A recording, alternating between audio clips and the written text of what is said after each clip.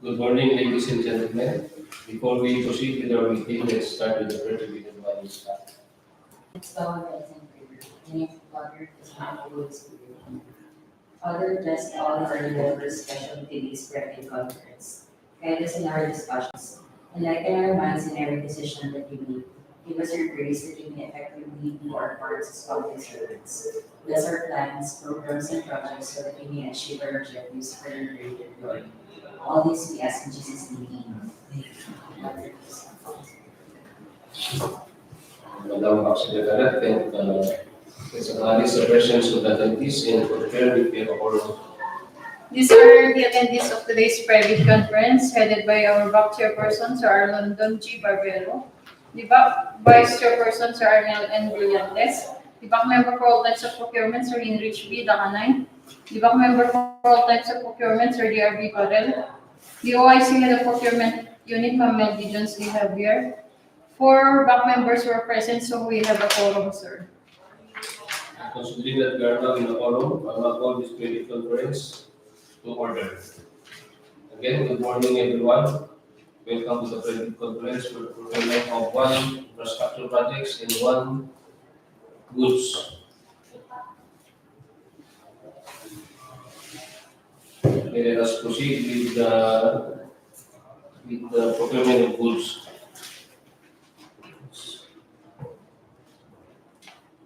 Contract ID 23 GPH 0704.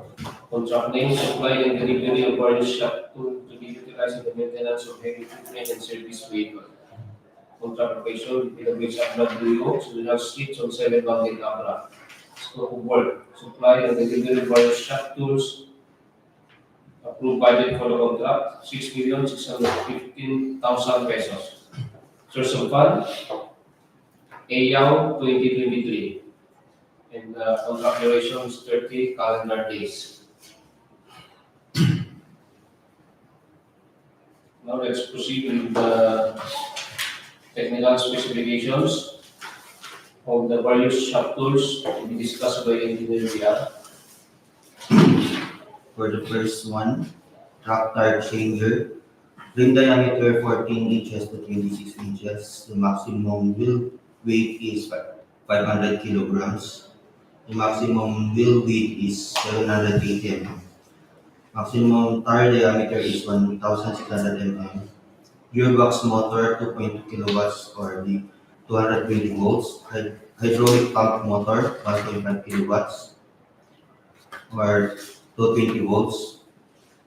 Bead breaker force 2,500 kg. The maximum torque is 6,457 Newton meter. The power is 220 per 60 Hertz per 1 horsepower. Next is the 3 advanced filtration system model F-1 fuel filter. Water separator for added capacity. Below 1 micron filtration. Remove moisture down to 40 ppm. Massive replacement filters can hold up to 1 pound of contamination each. Gear pump at 22 lpm. Stainless steel liquid filled vacuum gauge. All brass fittings and heavy duty ball valves. System rated at 22 lpm with 2 quarts water separator each. Overloaded switch for ampere electronic motor, split phase start, single phase induction motor, 1/3 horsepower or 0.25 kilowatt electric motor at 2.8 AMP. For the single phase 220 volts, 4 poles, type is SITO-KR, sanction side is clear wide braided hose 1/2 inch by 5 meters with stainless steel rod with a diameter of 1/2 by 1.2 meters. Return side, clear wide braided hose with 1/2 inch by 5 meter with stainless steel rod 1/2 by 1.2 meters. Includes 12 extra elements. For the lifter for payment alignment with turntable, the capacity is 3.5 tons. The runway length is 4,000 mm, and for the platform width is 620 mm. The turntable spec is for the length 47 centimeter and the width is 50 centimeter. For the last is Master Tab Pro Diagnostics and Telematics F7S-G F-Car Diagnostic Tablet Platform based on Android system, built-in Wi-Fi and Bluetooth, supporting powerful diagnostic function, preset and bidirectional special functions, diagram wiring, remote support and online update, provides customers with all-in-one diagnostic solutions and maintenance service, coverage, diesel engine, diesel heavy vehicle, and agricultural machinery. Okay, at this point, we will maintain the discuss the eligibility requirements, technical and financial components of the contract to be bid, and the procurement timelines. Bidders shall submit their bid through their duly authorized representative using the form specified in the bidding document in two separate sealed bid envelopes or two password-protected bidding documents in Government Archive folders in case of electronic bid submission, and which shall be submitted simultaneously. The first shall contain the technical component of the bid, including the eligibility requirements under section 23.1 of the revised IRR, and the second shall contain the financial component of the bid. The first envelope shall contain the following critical information or documents: the field certification of registration and membership in accordance with section 8.5.2 of the revised IRR. All bidders shall upload and maintain in FieldJets a current and updated file of the following Class A eligibility documents under section 23.1. The failure by the protective bidder to update its certificate with the current and updated Class A eligibility document shall result in the automatic suspension of the validity of its certificate until such time that all the expired Class A eligibility documents has been updated. Second is registration certificate from the SEC, the Department of Trade and Industry, for sole proprietorship, or CDA for cooperatives. Then we have the mayor's or business permit issued by the city or municipality where the principal place of the business of the prospective bidder is located, or the equivalent document for exclusive economic zones or areas. A recently expired mayor or business permit together with the official receipt as proof that the prospective bidder has applied for renewal within the period prescribed by the concerned local government unit shall be accepted by the PhilGIPS for the purpose of updating the PhilGIPS certificate of registration and membership in accordance with section 8.5.2 of the revised IRR. Then we have the tax clearance per Executive Order 398 series of 2005 as finally reviewed and approved by the Bureau of Internal Revenue. Then the statement of all ongoing government and private contracts. Statement of the bidder of all its ongoing government and private contracts, including contracts awarded but not yet started, if any, whether similar or not similar in nature and complexity of the contract to be bid. Then we have the statement of bidder's single largest completed contract or the SLCC. The bidder must have completed within the period specified in the invitation to bid an SLCC that is similar to the contract to be bid and whose value adjusted to the current prices using the Philippine Statistics Authority Consumer Price Indices must be at least 50% of the ABC. The SLCC shall be supported by an honor certificate of final acceptance issued by the project owner other than the contractor. In case of contracts with the private sector, an equivalent document shall be submitted. Then we have the bid security, prescribed form, amount of the validity and validity period. The bidder shall submit the bid security declaration or any form of bid security in an amount not less than the required percentage of the ABC in accordance with the following schedule. We have cash or cashier's manager's check issued by a universal or commercial bank. The amount of bid security is 2%. Then we have the bank draft guarantee or irrevocable letter of credit issued by a universal or commercial bank, provided, however, that it shall be confirmed or authenticated by a universal or commercial bank if issued by a foreign bank. The amount of bid security is 2%. Then we have the surety bond callable upon demand issued by a surety or insurance company duly certified by the Insurance Commission as authorized to issue such security. The amount of bid security is 5%. Then we have the technical specifications, which may include production or delivery schedule, manpower requirements, and or after-sales service parts if applicable. Then we have the omnibus source statement in accordance with section 25.3 of the revised IRR. The NFCC computation. The computation of the bidder's NFCC must be at least equal to the ABC to be bid calculated as follows. The current assets minus current liabilities times 15 minus the value of all outstanding or uncompleted portions of the projects under ongoing contracts, including awarded contracts yet to be started, coinciding with the contract to be bid. The values of the domestic bidders, current assets, and current liabilities shall be based on the latest audited financial statement submitted to the bidder. Then we have the JVA or the duly notarized statement in accordance with section 23.1b of the IRR if applicable for goods valid joint venture agreement in case the joint venture is already in existence in the absence of the JVA duly notarized statement from all potential joint venture partners should be included in the bid, stating that they will enter into and abide by the provisions of the JVA in the event that the bid is successful. Failure to enter in a joint venture in the event of a contract award shall be ground for the forfeiture of the bid security. Each partner of the joint venture shall submit their respective PhilGEP certificates of registration in accordance with section 8.5.2 of the IIR of this IRR. The submission of technical and financial eligibility documents by any of the joint venture partners constitutes compliance, provided that the partner responsible to submit the NFCC shall likewise submit the statement of all of its ongoing contracts and audited financial statements. Then we have the second envelope shall contain the financial information or documents. First is the duly signed and accomplished financial bid form. Second is the duly signed and accomplished price schedules.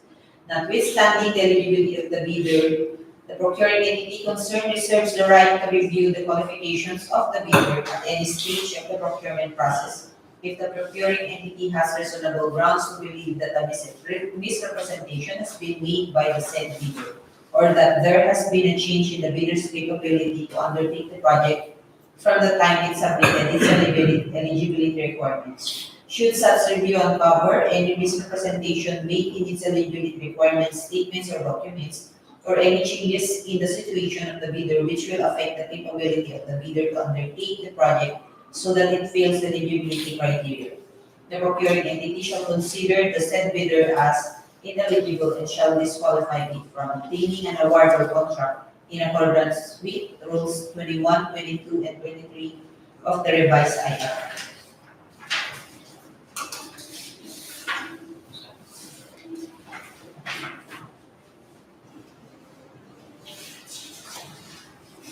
A complete bidding documents may be acquired by the interested bidder on February 1 to 2024 at this office of the procurement unit and upon payment of the applicable fee for the bidding documents pursuant to the latest guidelines issued by the DPWH. It may also be downloaded free of charge from the website of the Philippine Government Electronic Procurement Service System or the PhilGEPS at DPWH website www.dpwh.gov.ph, provided that bidders shall pay the non-refundable fee for the bidding documents not later than the submission of their bids.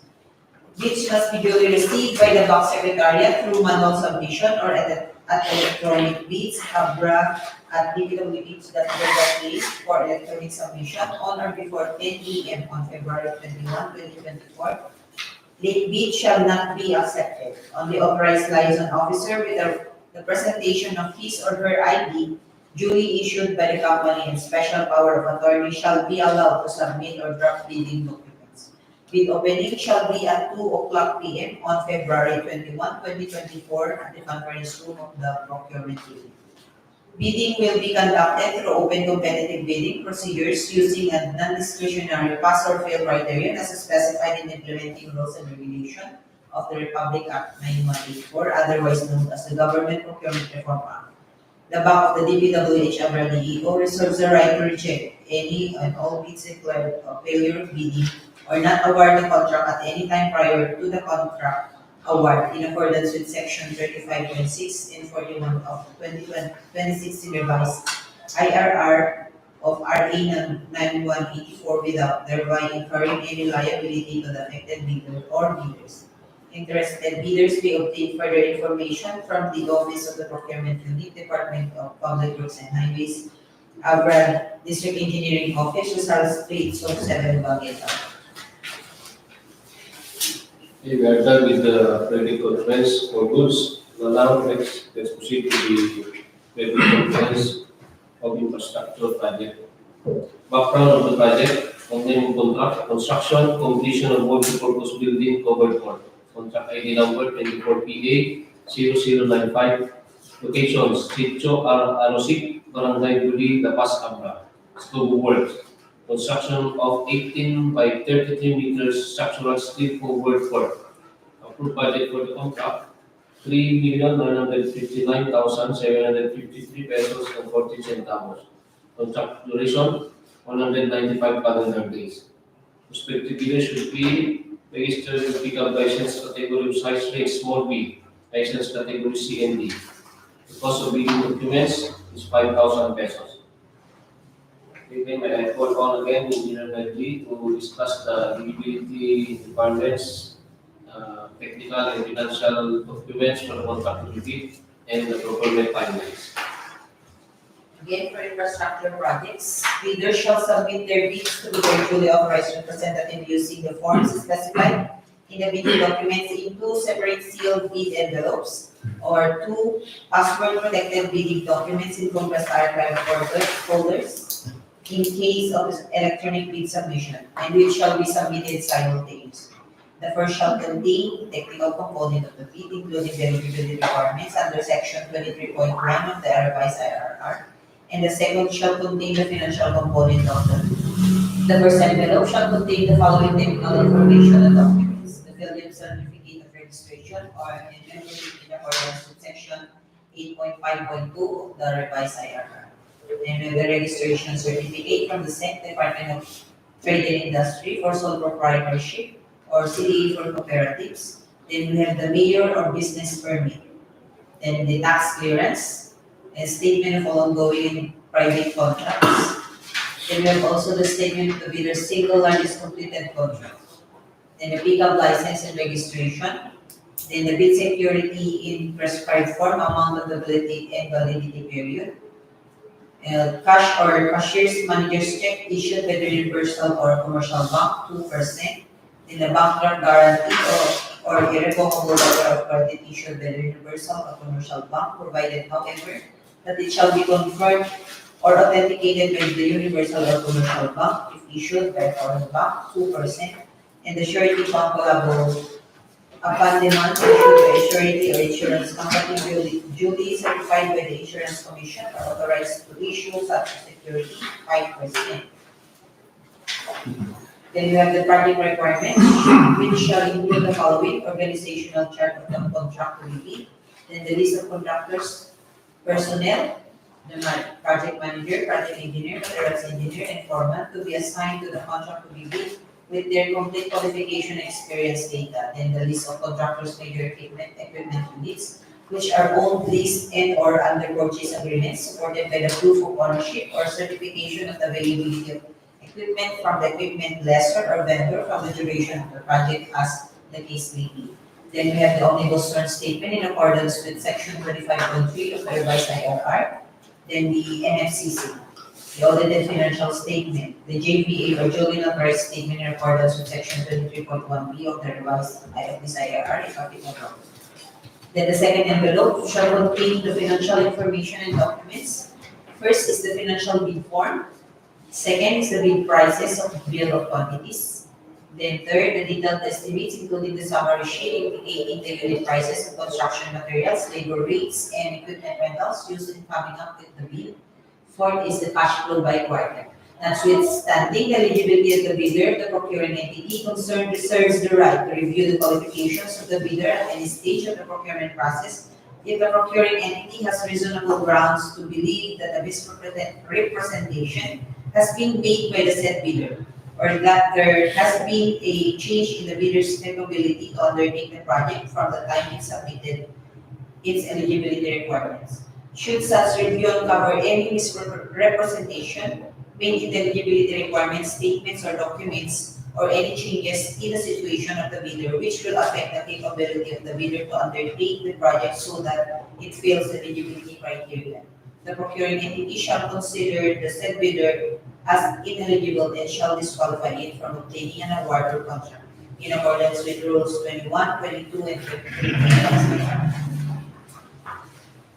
The contractors or applicants who wish to participate in this bidding are encouraged to enroll a DPWH Civil Works application or the CWA of the DPWH Procurement Service, fifth floor DPWH building, Bonifacio Drive, Port Area, Manila, while those already enrolled shall keep their records current and updated. The contractor's eligibility to the bid on the project will be determined using the DPWH contractor profile eligibility process and subject to further post-qualification. Information and registration can be obtained from the PRS during weekdays from 7 a.m. to 4 p.m. at the DPWH website www.dpwh.gov.ph.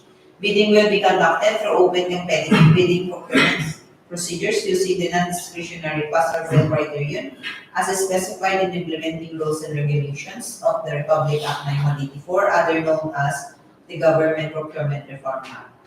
For contract ID 24PA0095, a complete set of bidding documents may be acquired by interested bidders on February 1 to February 21, 2024 at the Office of the Procurement Unit and upon payment of the applicable fee for the bidding documents pursuant to the latest guidelines issued by the GPPB.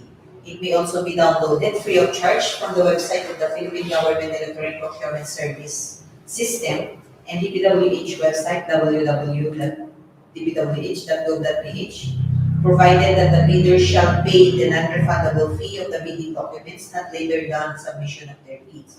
For contract ID 24PA0095, bids must be duly received by the Box Secretariat through manual submission or at electronic bids abra at dpwh.gov.ph for electronic submission on or before 10 a.m. on February 21, 2024. Late bid shall not be accepted.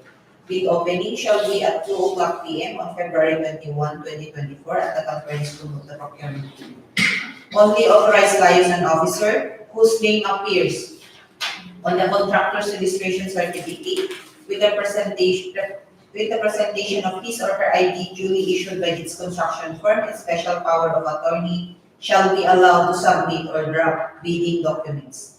The back of the DPWH Abra DEO reserves the right to reject any and all bids declared a failure of bidding or award the contract at any time prior to contract award in accordance with Section 35.6 and 41 of the revised 2016 IRR of RA 9184 without hereby incurring any liability to the affected bidder or bidders. Interested bidders may obtain further information from the Office of the Procurement Unit, Department of Public Works and Highways, Abra District Engineering Office, Rizal Street, Zone 7, Baguio. Okay, we are now done with the credit conference. Madam Box Secretariat, any announcement? Today at 2 o'clock in the afternoon, we will be having the opening of bids for contract IDs number 23PA0266, 24PA0078, 24PA0079, 24PA0080, 24PA0081, 24PA0082. And we have no scheduled activities for tomorrow. Any other matters to take, any events? There being no other matters to be discussed, thank you for your presence. The meeting is now adjourned.